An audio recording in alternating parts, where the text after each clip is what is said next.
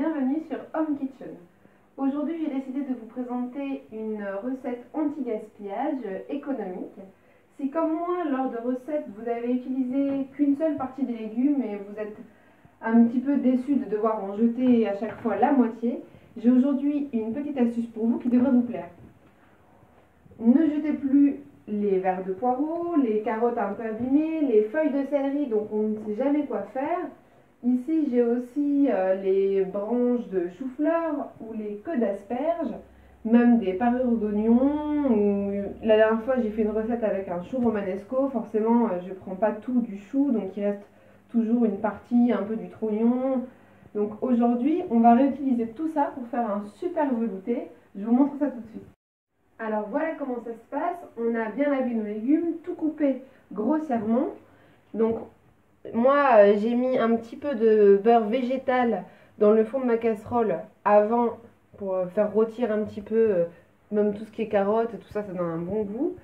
On verse de l'eau jusqu'en haut, on va porter à ébullition et ensuite on va redescendre à feu moyen avec le couvercle jusqu'à ce que tout soit bien réduit, le bouillon soit bien imprégné et on se retrouve après. Les légumes sont maintenant parfaitement cuits. Moi, comme je n'ai pas de robot plongeant, je vais utiliser le mixeur et on va réduire tout ça très finement. Comme vous pouvez voir, on ajoute aussi bien les légumes que le jus. Ça y est, la soupe est mixée, le mélange est prêt. Cependant, utilisez un tamis pour bien la filtrer et rendre le mélange plus fin. Et voilà, la soupe est totalement filtrée. Elle a une super couleur de légumes. Comme vous voyez, il n'y a aucun grumeau, il n'y a rien du tout. Nous, on va la remettre sur le feu à feu doux.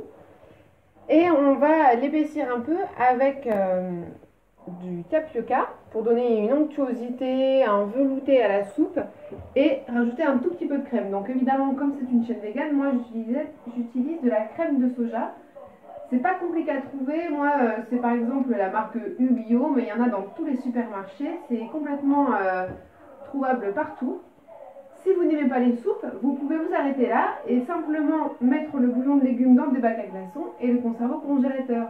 Dès que vous avez besoin d'un bouillon, vous pouvez sortir un cube ou deux et c'est prêt pour faire n'importe quoi, c'est génial.